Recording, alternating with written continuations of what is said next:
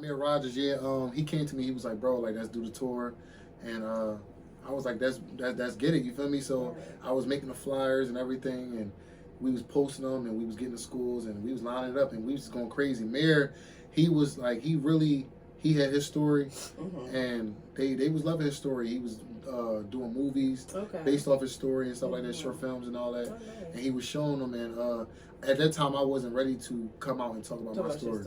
So I just stayed headlining the tour. All the kids and the staff knew who I was. They, you know what I'm saying? So you were headlining with the dancing and bringing that. So it was kind of like a duo with Amir. He would talk and you do all that. And I never like coming to the shows and just leaving. Okay. Like, I always, like, afterwards I'll directly talk to them. Like, so I'll get a bunch of kids from there and put them in my videos. Okay, and, that's like, nice. I don't, because I know when I was a fan of somebody, I wanted that connection. Yeah, I wanted that connection. Right. So I wanted Philly's where I am from.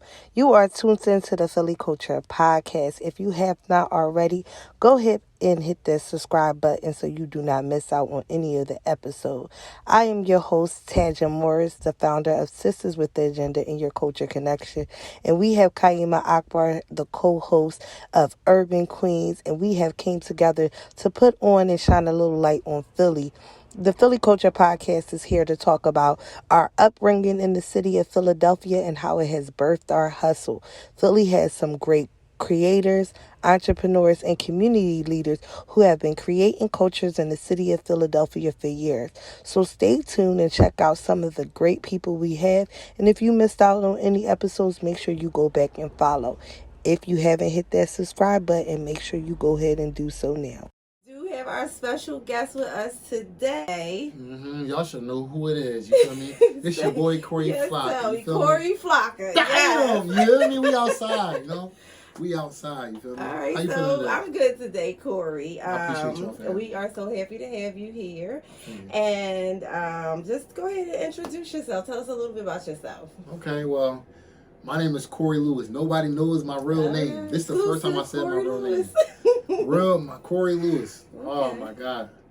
So tell us a little bit about, start off with Corey Lewis first, because he had to evolve into Corey Floca, right? It was a lot, man. I feel like if anybody knew me, like before all the Corey Floca stuff, before I changed my name and started doing music, like anybody always knew me. I got two brothers, they twins. Okay. And I got a little sister.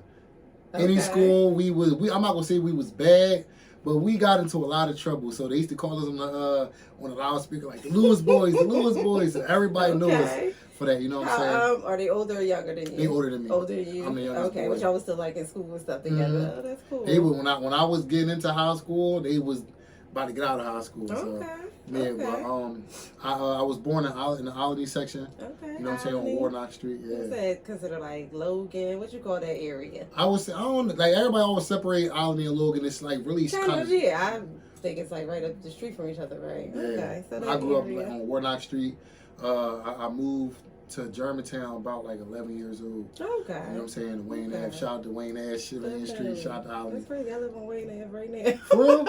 The far end. We ain't gonna drop you down. I was about to ask you too. Like, yo, where you live at? I ain't gonna drop my Addy, but yeah, I'm in that area too. I'm originally from North Philly. Though, okay. I'm always gonna represent. Shout out to North North Philly always. Shout out to North Philly. You know what I'm saying? So, tell us about how your upbringing in Philly kind of like shaped your hustle and got you into, the movement that you created now. Oh yeah. So it was like me living in Albany. I was a little younger, so it was the people that was doing the bad stuff. It was the people on my block that was like doing all the good stuff. Really wasn't in the mix, and all that. So then when I moved to Germantown, it was like a whole different story. Okay. Like I learned about catching bodies and all that type of stuff. Like it was a whole different environment for me.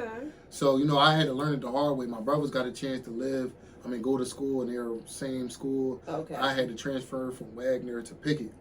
Okay. So when I did that, it was like different neighborhoods. I don't know nobody. I'm about to fight my first day. Everybody coming to me out. It's like it was so bad. But it was like my mom always taught me how to just be a man. Okay. And my dad always taught me how to be a man. My uncle, my aunt, everybody. So.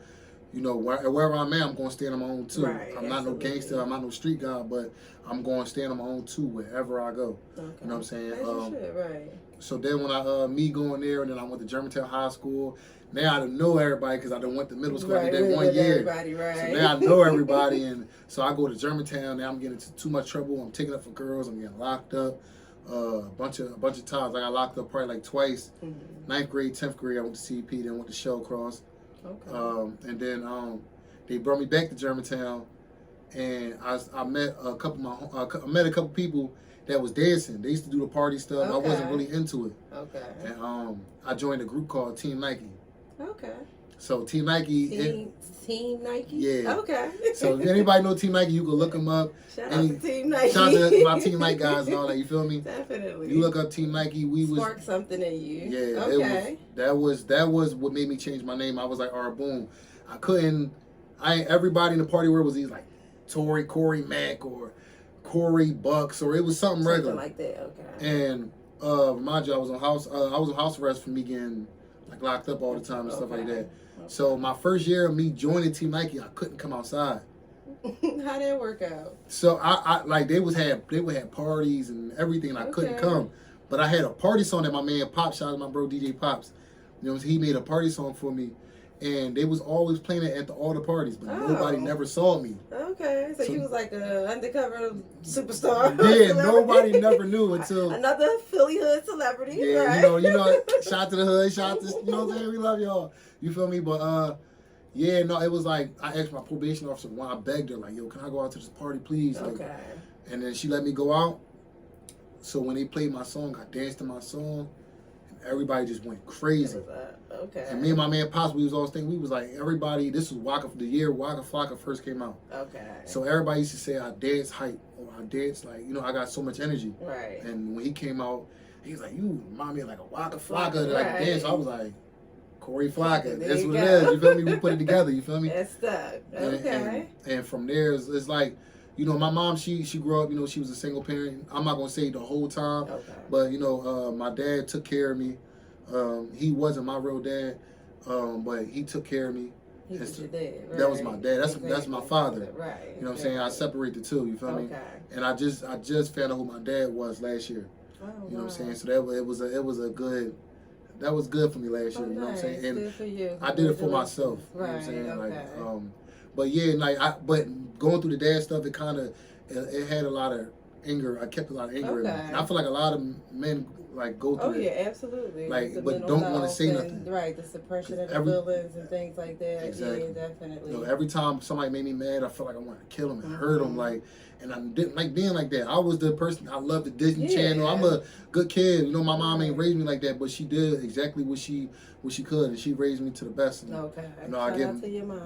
That's my heart. The best is one single mother to the next. Definitely that's shout my heart. Out to and shout out to my dad too. A lot of too. moms holding down. Shout out to the dads as well. Absolutely. Because he didn't have to do that, especially. Right. You know what I'm saying? And the stepfather. Yep. So that's definitely important for those male figures and things like that. Was there anybody like specific that you looked up to in your community, or was this like in your circle? Not really. I ain't really had nobody in my community. Like, if there's any males I looked up to, is always my dad and my uncle. Okay. My dad and my uncle, they kind of like shaped me into the person I am now, like male wise, and like any shows, movies, anything I watch with my uncle. I love playing the game because of my dad. Right. So you know, like that's where I got me being a man from. You know what I'm saying? Okay, sounds good. And so with Philly, there's a lot of people from Philly that have we watch kind of grow right from in Philly. Young Bob, the studio. Shout out to Young Bob. Shout Studios, right? Definitely shout out to Young Bob. So, watching people like him and things like that, is there any like Philly artists or specifically that, kind of inspire you? I could say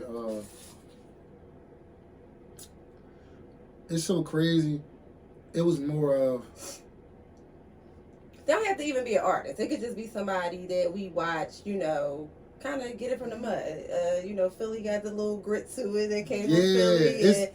And we watched them evolve. So I know, like, for me and, a lot of other people, they pick, like, Kevin Hart or Meek Mills is whatever. But we have a plethora of people here, that are, not as well known as them, but still have a super dynamic impact on the youth and just on the culture in general. Yeah.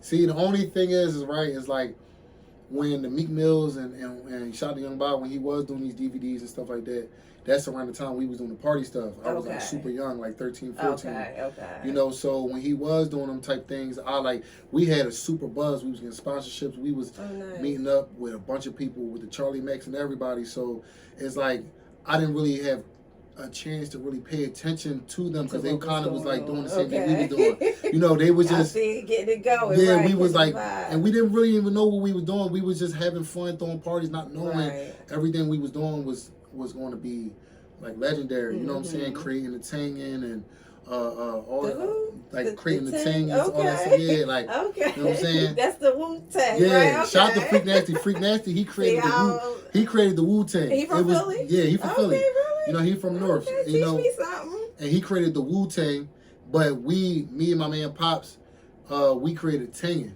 Okay. And DJ Crazy was there too.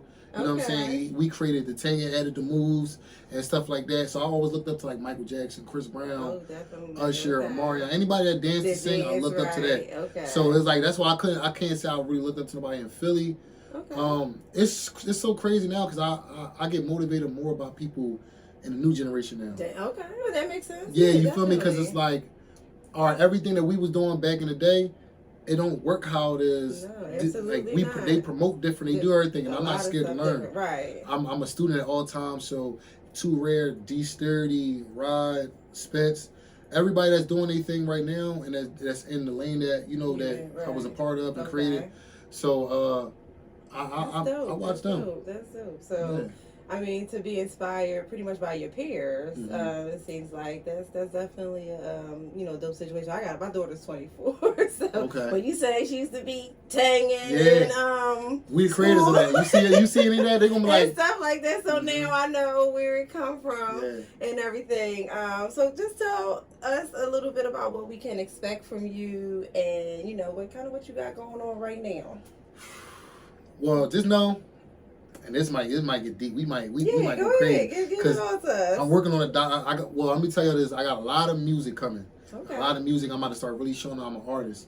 And not just like, I dropped a song called Jumpin' the O a couple years ago. Okay. And that song took That's me. So Philly. Yeah, so you know what I'm saying? Like, so decent. It took me to the next level. And even going back, I'm a backtrack a little bit. Like, so, me and my mom, we had a little fallout, and it was a little, not my mom, but just a family fallout, and them getting kicked out of my house. Okay. So when I got kicked out, my mom kicked me out and stuff like that. Yeah, You gotta go through the trials and tribulations. It's cool. Yeah. So my cousin, he came and he let me come out Maryland with him. That's where he lived there for a long time. So I was out there for a little bit. I did not like it. Change the scenery. I hated it. Okay. Why? Because I was so used to being on the block with 30 guys and 30 girls all at one time in front of my house. Like everybody always would come to my house all the time. Like, so it was like I hated it out there like for the first 2 years, and it was like, oh wow, 2 years. Okay, so you was out there for a minute. Yeah, I was out there for a minute. I'm still out there. Oh, okay. Yeah, I'm about to move. Probably, I'm gonna move somewhere.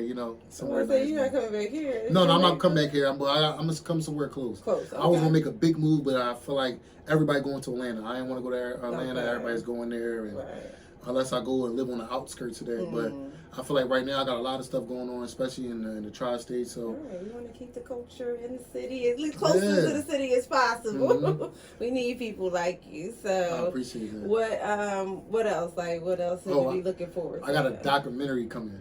Yeah. So I never really talked about me getting shot.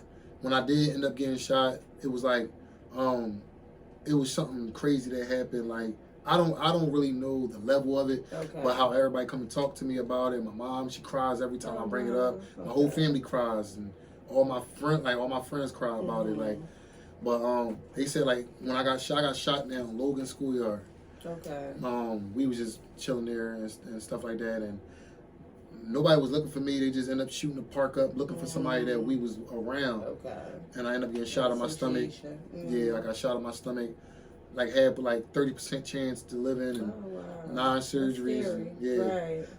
That's scary for everybody. Yes. Everybody around you that love you. So I had a bunch of surgeries, and you know, having a colostomy bag for a year. Oh, wow. You know, if y'all know what the colostomy bag is, you know, I'm quite sure you're from Philly. You know, you're from Philly, you should know what that is already. Right. But yeah, it was just a lot. hard. You know, like it was just a lot mental wise. I really gained a relationship with God in there. You know, like everybody. You know, my mom raised me in the church, but it's like it's nothing different than getting your own relationship with Him. Absolutely. And I got it in the hospital when I in there by myself. Sometimes takes those moments to to bring you closer. You know, you get them moments. You know, and so me going through that is like now. I got so much PTSD and everything, but I worked through it, and I'm in a great spot right now. Okay. And now I'm ready to talk about it. You know? Go ahead. So like right now I'm ready to go crazy with these school tours. Like the first school tour started off, it was great. I was doing schools, people was hitting me up.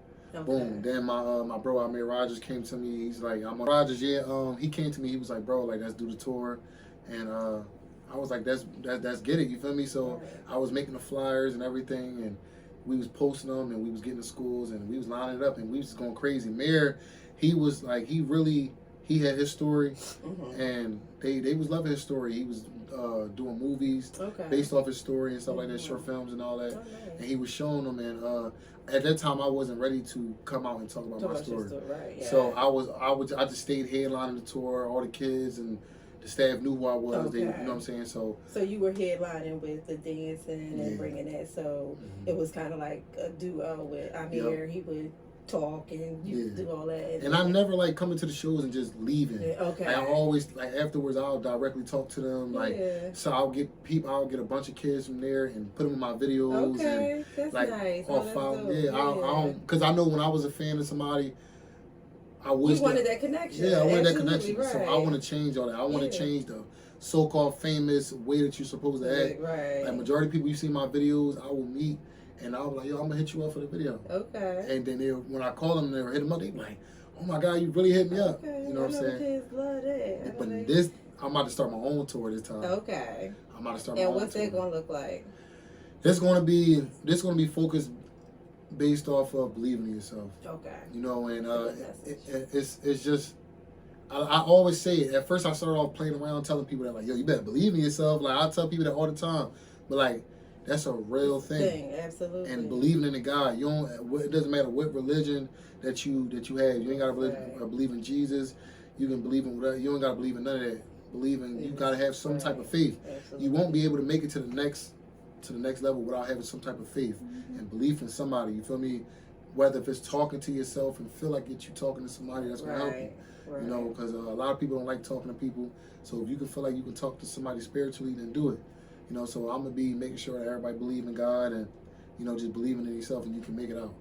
Okay. Because when I came up, by the time I was 17, everybody was telling me, yo, you still dancing? Why are you dancing now? Like, bro, that was old. We don't do that no more. I'm like, bro, damn, like we only been doing it for like 3 years. Dancing is therapeutic though. You say, with the PTSD and, the trauma things that we go, dancing is literally therapeutic. Yeah, and it's always been something that is not only a part of the Philly culture, but a part of just Black culture as well. We dance, we shake it out, kind of sort of. And it's like when you like, how can you say you getting old? You getting too old for it when you want to go to the club? That was me. you like that's the club. You going to the club next. So when you go to the club, what you going to just sit there and just drink?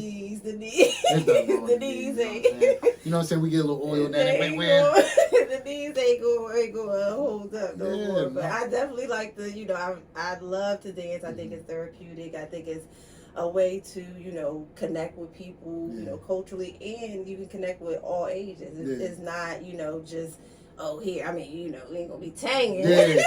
Yo, majority of people think that too. They think like when they go to my shows or anything, they think like, yo, it's only kids. Like so many adults from up to 65. I done had people that was like 75, 78 dancing to my songs, putting it up.